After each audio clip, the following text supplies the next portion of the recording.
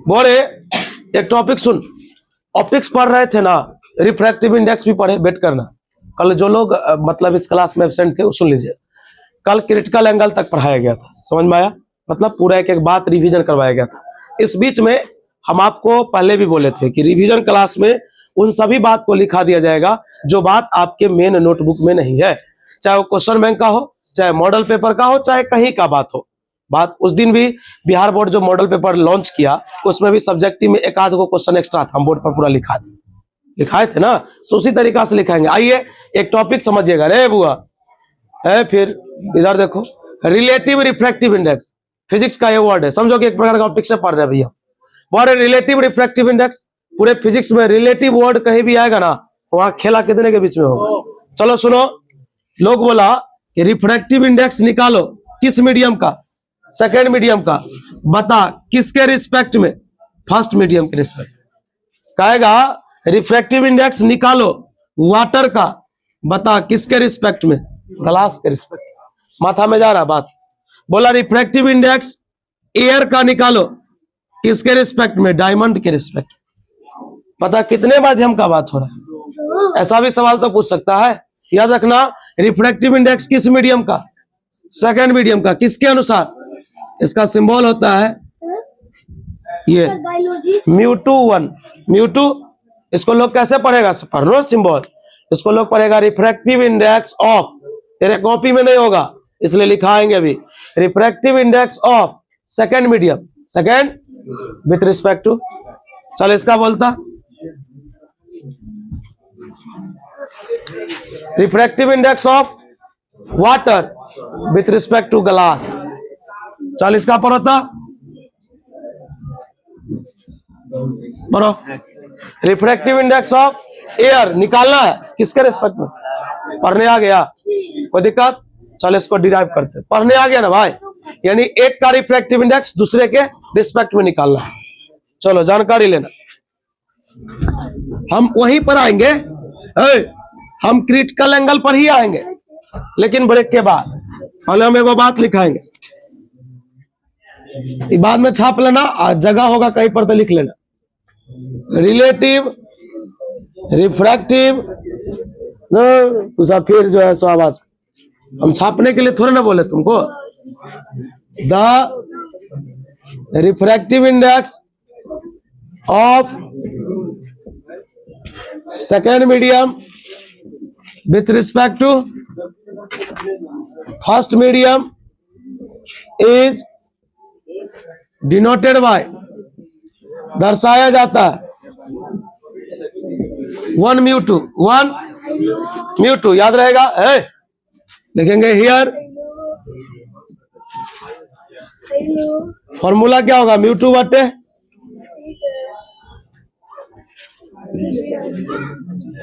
तो सही में यार तुम्हार खाएगा।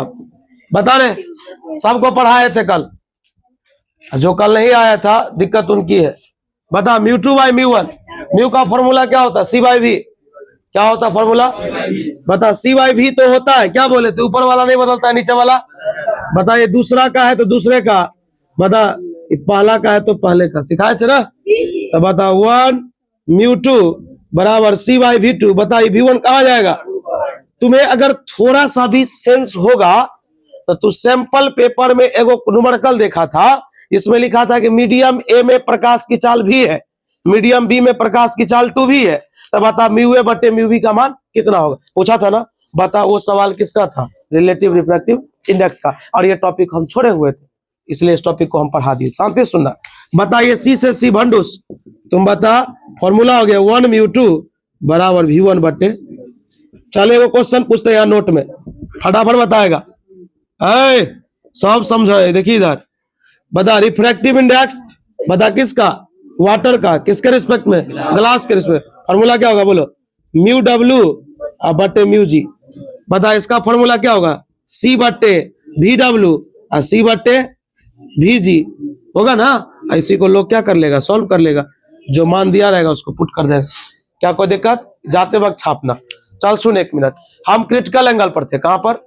हाँ पहले उसको पढ़ाएंगे, एक मिनट रुको, रखने दे, कॉपी ले तो हो बुआ। क्रिटिकल एंगल पढ़ा दिए थे, उसके शर्त सब रखेंगे आप। क्या है अनुज भाई, मारो उसको।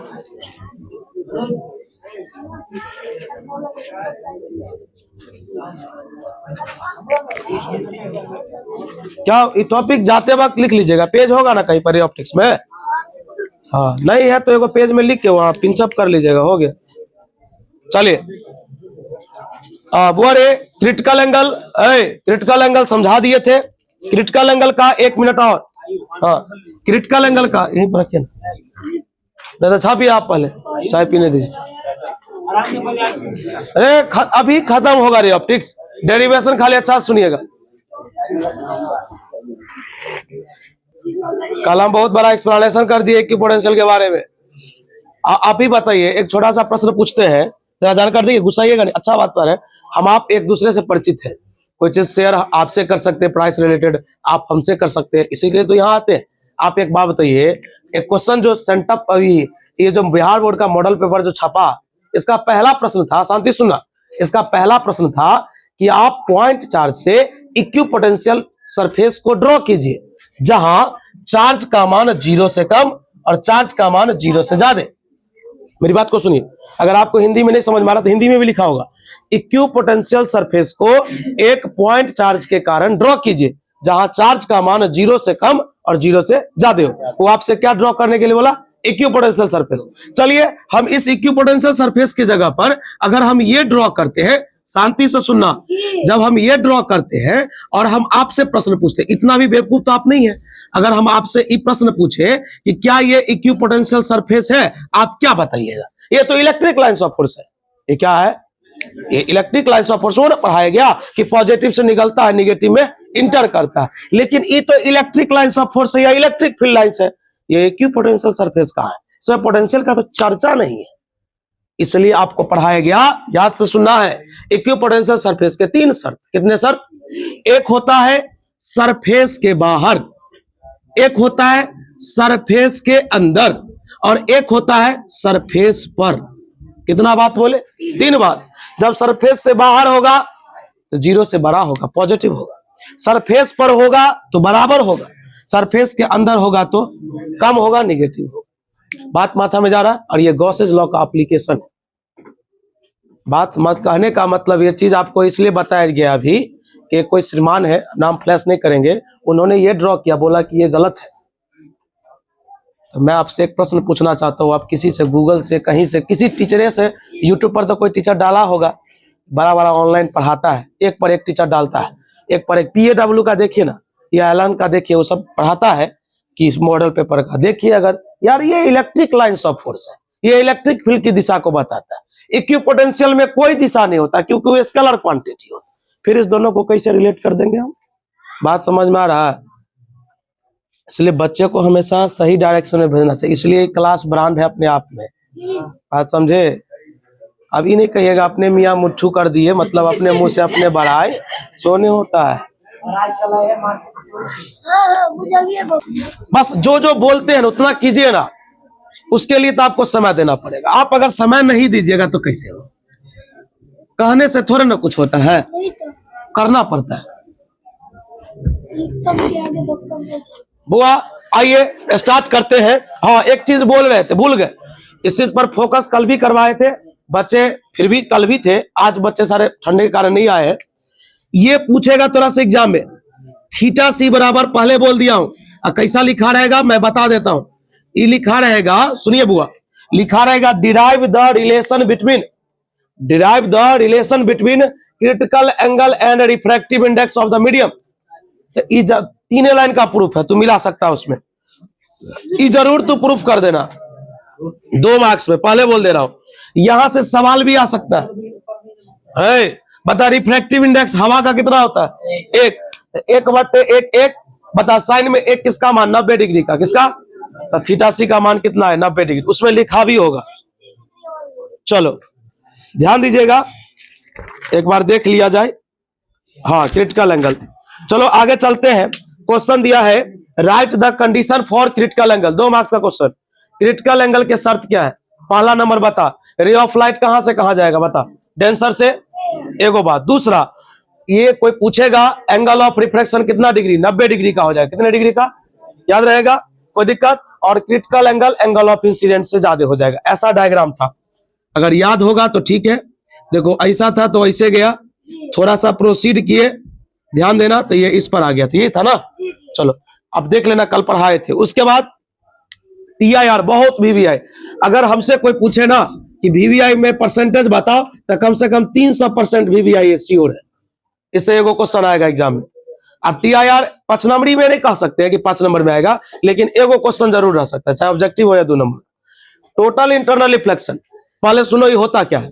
एक बात तुमसे पूछते, बुआ आरिफ ध्यान देना भाई, देखो बात नहीं करना, खत्म ये तब होगा जब तू शांत रहेगा, हम बोलते रहेंगे। हाँ डाउट होगा तो रोक देना वहीं पे। बता, एगो ई रॉड है, मान लो रॉड है, ई रॉड को ऐसे उठाए तो झुकेगा, अगला पोर्शन झुकेगा ना। तो हम एगो क्या किए कि इसको ना बहुत उठा दिए, तो इसी में ढुलक गया।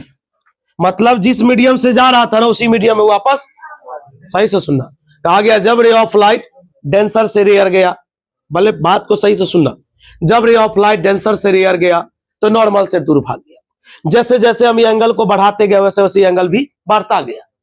एक बार क्या हुआ कि इस एंगल को ना हम क्रिटिकल एंगल से भी ज्यादा कर दिए। सुनो, यहां तक का तो रास्ता हम सफर किए थे, तो एक मेरी बात को तू नहीं समझा। कहीं पर जमीन खोदा जाता है ना, तो लोग वाला 6 फीट खोदना है, कहीं पर लोग मचान बनाता है, कहीं पर कोई चीज गाछी वगैरह बनाता है ना, तो या कोई सार्वजनिक काम होता है। पहले जो होता था, हम लोग को याद है कि किसी किसी का गरीब आदमी का जो घर बनता था ना, हम लोग को अभी भी याद है, तो उसके यहाँ पैसा वैसा रहता था, उसको लोग बांस देता फ्री में, उसको ये सब देता, लेबर उबर नहीं देता था, अपने जाकर उसके घर पर काम करके उसका घर बना देता था। हम अभी भी हमको याद है, हम लोग किसी के घर में अगर किसी का पलंग हटाना है, किसी का ट्रंक उठवाना, किसी का ड्राम उठवाना, अब उसका घर में कोई नहीं है, तो 4 आदमी जाएगा, उसके घर का काम करके चलाएगा। ऐसा करता था पहले, था ना। तो एक बात पता, तो लोग क्या किया, गड्ढा जो खोदा ना, तो 4 फीट तक तो खोद सकता था वो, 4 फीट तक उसको एक्सपीरियंस था, उतना तक तो वो रोज करता है। उसके बाद बोला नहीं, थोड़ा और प्रयास कर देंगे तो थोड़ा और गड्ढा हो जाएगा। कहने का मतलब, अभी जो हम क्रिटिकल एंगल पर है, तो यहां तक तो हम चलवे किए थे। अगर बता, क्रिटिकल एंगल है, कौन सा एंगल है, अगर ई एंगल को थोड़ा सा ज्यादा कर दे, थोड़ा सा ज्यादा, तो बताइए रे इसमें आएगा कि नहीं आएगा। बस यही घटना TIR कहलाती है। कहा गया जब रे ऑफ लाइट डेंसर से रेयर जाएगा, नॉर्मल से दूर चला जाएगा। जैसे जैसे एंगल बढ़ाएंगे वैसे वैसे बढ़ेगा। लेकिन जब angle of incident critical angle से भी ज्यादा कर देंगे, तो ई वाला जो रे है ना, वो फिर किस में आ जाएगा, डेंसर मीडियम में। और इस प्रकार की घटना टोटल इंटरनल रिफ्लेक्शन, पूर्ण आंतरिक परावर्तन कहलाती है। देखो ये VVI क्यों है, पूछेगा TIR क्या है, कंडीशन फॉर TIR, यानी TIR के कंडीशंस क्या है। दूसरा इसके एप्लीकेशन, इतना ही नहीं, इसके एप्लीकेशन में जो जो नाम लिखा है वो भी अलग से पूछ देगा। पूछेगा ऑप्टिकल फाइबर का यूज कहां पर होता है, पूछेगा ऑप्टिकल फाइबर किस प्रिंसिपल पे काम करता है, कहेगा मिरेज किस प्रिंसिपल पे काम करता है। मतलब हर एक बात एक ऑब्जेक्टिव या एक सब्जेक्टिव है। चलो, तो TIR में कोई दिक्कत, एक बार और बोल देते हैं, रे ऑफ लाइट डेंसर से रेयर जाएगा, तो बता नॉर्मल से दूर चला जाएगा।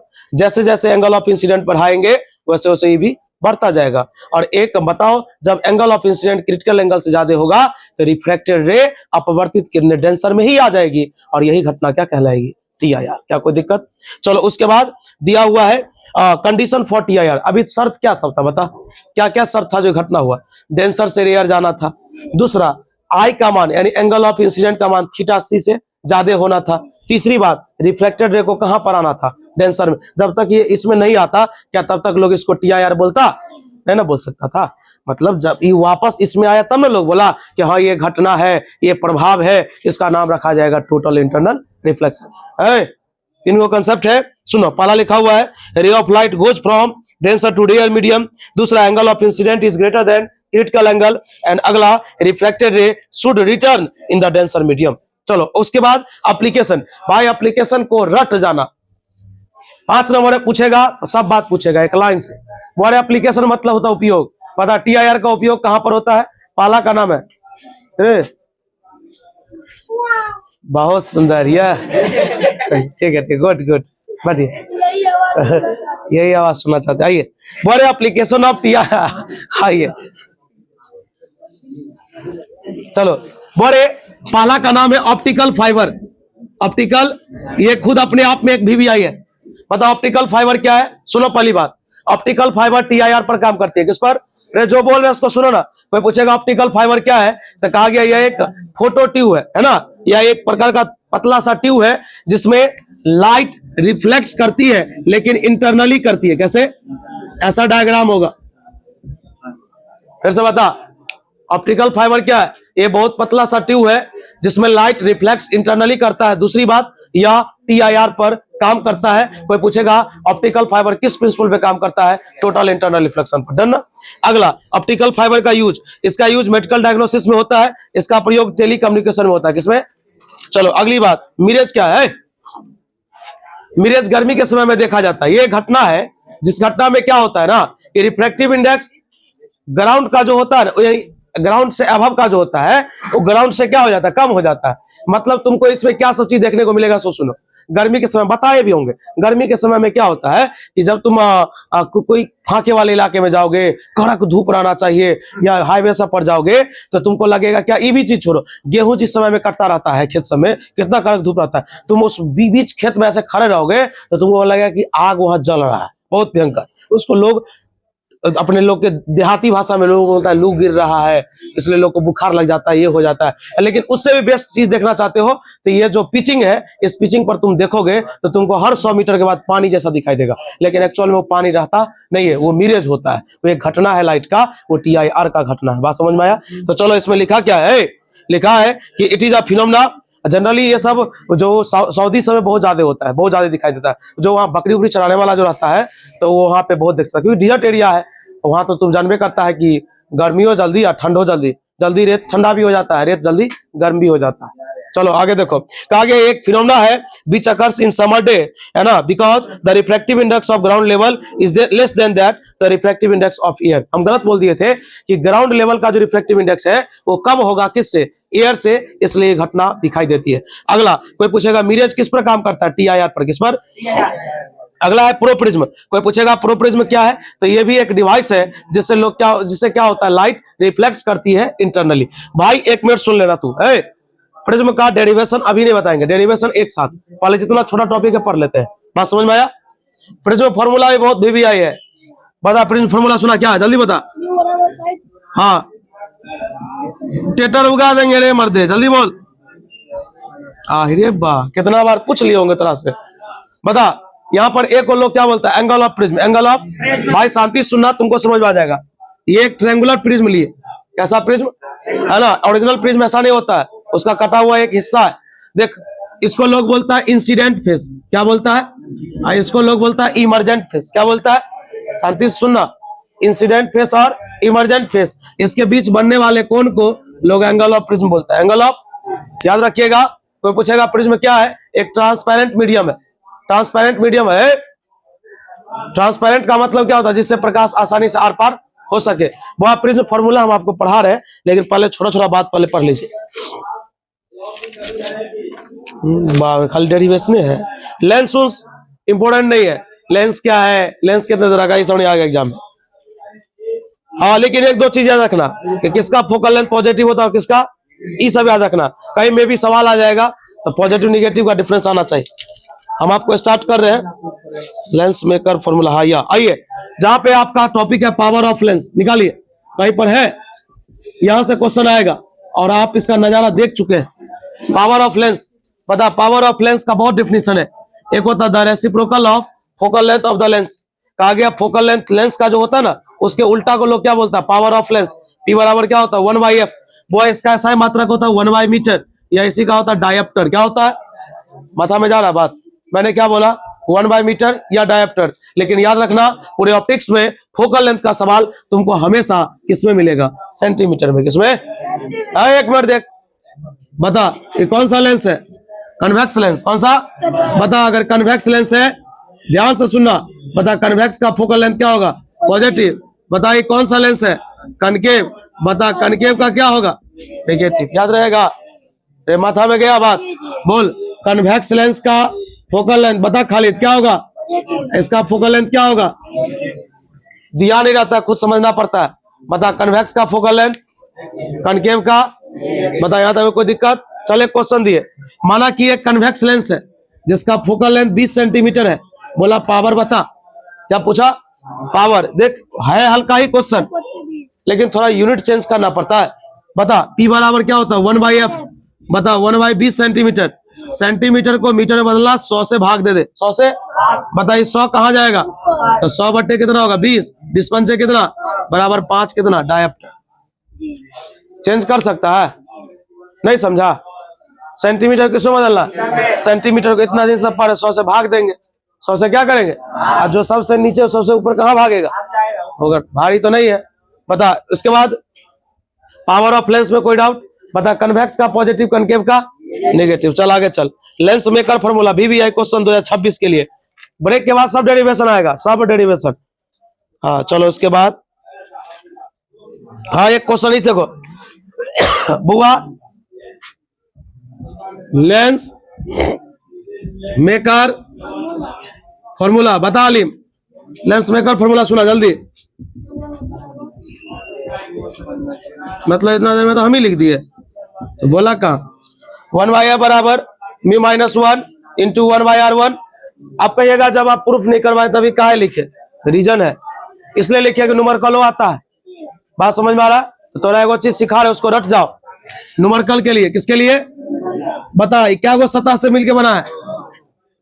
पहला का रेडियस होगा प्लस में लेंगे, दूसरा का रहेगा, याद रहेगा, कर्व सरफेस का अगर रेडियस देगा R1 का मान हमेशा किसमें लेंगे? प्लस में। किसमें लेंगे? बता R2 का मान किसमें लेंगे? क्या ये बात याद रहेगा? भारी नहीं है। बता R1 किसमें? प्लस में। R2 किसमें? इसके नीचे एक सवाल है, एक बार बता तोरा क्या क्या देगा, सुन ले एक मिनट। कहेगा रेडियस ऑफ कर्वेचर दो लेंस का दे दिया, 10 सेंटीमीटर 15 सेंटीमीटर। कितना? रिफ्रैक्टिव इंडेक्स दे दिया 2 या 1 दे दिया।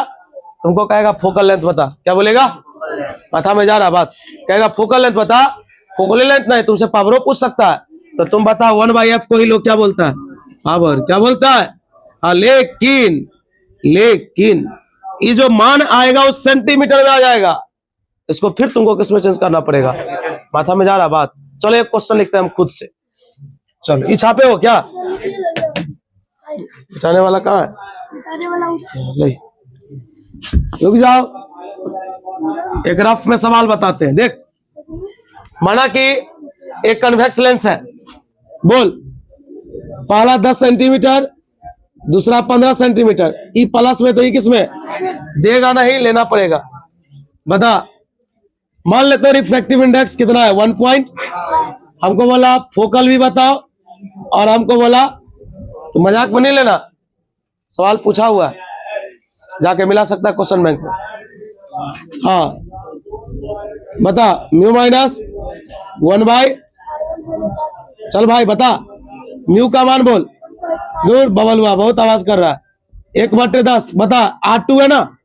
बता R2 का मान किसमें दिया है? Minus into minus.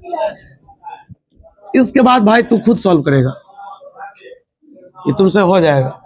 1.5 में से घटाएंगे 0.5 आएगा, उसका एलसीएम लेंगे, गर्दा उड़ा देंगे वहां। कोई दिक्कत? चलो अगला बात आगे बढ़ते हैं।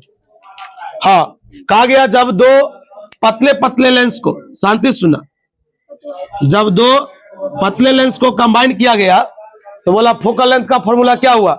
खाली ध्यान देना, फोकल लेंथ का फॉर्मूला हुआ 1/f1 1/f2 plus dot dot, याद रहेगा।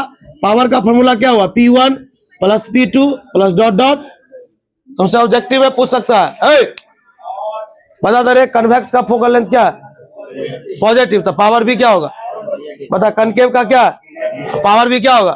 तुमको कहेगा कनकेव लेंस का पावर 10 डायप्टर, 5 डायप्टर, 6 डायप्टर। बताओ टोटल पावर क्या है? देगा वो प्लस में, लेकिन कनकेव का पावर होगा किसमें? सबको क्या कर देंगे? जोड़ेंगे। माइनस में रहेगा माइनस को जोड़ दो, प्लस में रहेगा। माथा में जा रहा बात, ये सब चीज छूटना नहीं चाहिए, पहले बोल दे रहे हैं। बता जब दो पतले लेंस को आपस में कंबाइन करेंगे, मैं तुमसे एक प्रश्न पूछ रहा हूं, जब मैंने दो पतले लेंस को कंबाइन किए, क्या इसमें बीच में दूरी है? कुछ नहीं है, है ना? दूरी है। तो जब दूरी वाला बात नहीं होगा तो फॉर्मूला क्या होगा? 1/f बराबर 1/f1 plus 1/f2 plus dot dot dot. लेकिन इसी के बगल में एगो फॉर्मूला लिखा है जिस पर इस एग्जाम में सवाल पूछ चुका है, सेंटअप में पूछा है, ध्यान सुनना, कारा दूगो लेंस है, दोनों लेंस एक गो एक्सिस से जुड़ा हुआ। जब दूगो लेंस एगो एक्सिस से जुड़ता है ना, तो इंग्लिश में कोएक्सियली बोलता है। क्या बोलता है? समअक्षीय कहा जाता है। जब दूगो लेंस एक गो एक्सिस से टच में है तो उसको लोग कोएक्सियली बोलता है। बता क्या इस दोनों के बीच में दूरी है या नहीं है? तो कहेगा कि दूगो लेंस है जो कोएक्सियली कनेक्टेड है, पहला का फोकल लेंथ इतना है, दूसरा का इतना है, दोनों के बीच की दूरी इतना है, तो बता टोटल फोकल लेंथ क्या है? तो उसका फॉर्मूला होता है 1/f बराबर 1/f1 1/f2 माइनस d/f1 गुने f2। बता, ये फॉर्मूला भी इसी का जैसा दिखता है, लेकिन इसमें अंतर है जनाब। इसमें डिस्टेंस दिया रहता है, डिस्टेंस दिया रहेगा तभी लगाएंगे, सीधा फोकल लेंथ है तभी लगाएंगे। माथा में जा रहा बात? यहाँ पर केवल कितने फोकल लेंथ का बात होगा? 2 गो। यहाँ पर बहुते का बात हो सकता है। बार बार बोल रहा हूँ, इस पर सवाल पूछ चुका है, उस पर पूछ चुका है, इस पर नहीं पूछा है, इस पर पूछ चुका है। न्यूमेरिकल की बात कर रहा हूँ। और इसमें सिंबल वाला पूछ चुका है, जो वहां पर हम बताए हैं, कन्वेक्स का पॉजिटिव और कनकेव का नेगेटिव। अगर मिस करोगे मिस हो जाएगा वहां पर पूरा। बात समझ में आ रहा है? इसलिए ध्यान देना।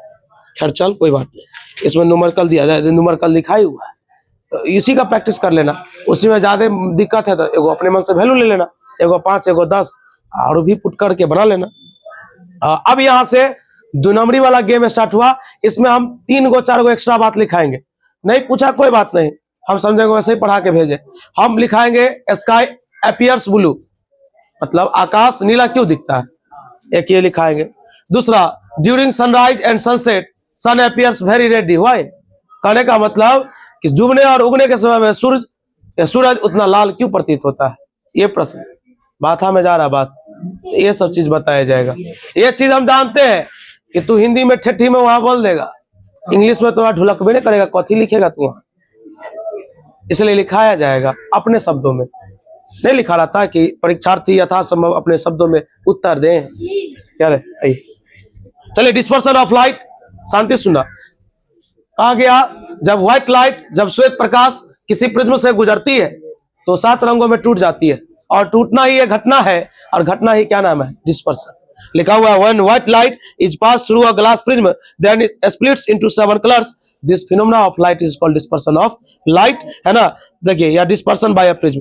बोले डिस्पर्सन क्यों होता है? पूछा, क्योंकि 7 रंग का वेवलेंथ अलग अलग होता है। 7 रंग का वेवलेंथ, यही रीजन है कि डिस्पर्सन होता है। अगला क्वेश्चन है angular dispersion, dispersive power. 2 line मिटेगा तब ये कोई खेला है।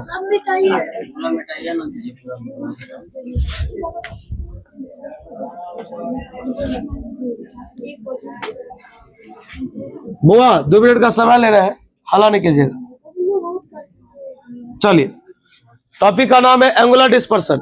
एक क्वेश्चन करते हैं, रुक जाइए ना आप लोग। जैसे ही प्रिज्म से आप व्हाइट लाइट को पास करवाए ना, तो ये टूटा ना, मान लो ऐसे टूटा, विव जीरो हुआ, ये वायलेट हो गया, ये रेड हो गया, क्या ये दोनों के बीच में एंगल बना कि नहीं बना? उसी का नाम होता है एंगुलर डिस्पर्सन। क्या नाम होता है? खाली तू ध्यान नहीं दिली, क्या बोले हम? एंगुलर डिस्पर्सन को लोग थीटा से दिखाता है। होता क्या है? तो कहा गया द एंगल बिटवीन, लिखा हुआ है उसमें, या द डिफरेंस इन डेविएशन, है ना? ये गलत लिख दिए हैं, वायलेट कलर एंड डेविएशन। ठीक, आइए ध्यान दीजिएगा। कहा डेविएशन इन वायलेट कलर और डेविएशन इन रेड कलर। कहा गया, ध्यान सुनना, डेविएशन मतलब होता है विचलन, यानी वायलेट कलर और रेड कलर के बीच जो डेविएशन के बीच का, जो विचलन के बीच का जो अंतर होगा, उसी अंतर को लोग एंगुलर डेविएशन या एंगुलर डिस्पर्सन, जिसको लोग थीटा से दिखाता है। एक बार फॉर्मूला आपको याद होना चाहिए, डेल बराबर होता है a इंटू म्यू माइनस 1। रुकना रे बुआ, इधर ध्यान दीजिए। पता डेल बराबर क्या होता है formula? a into mu minus. एक क्वेश्चन पूछता हूं, ये तो एंगल ऑफ प्रिज्म है, बता 7 रंग का बात हो रहा है, लेकिन क्या प्रिज्म 7 बार है? प्रिज्म तो एक गो है, रंग कोई भी हो, प्रिज्म कितना है? लेकिन तुमको एक बात याद होगा कि अलग अलग कलर का रिफ्रैक्टिव इंडेक्स अलग अलग होता है। चलो बोरे ध्यान दीजिएगा, आज के लिए इतना ही रहेगा।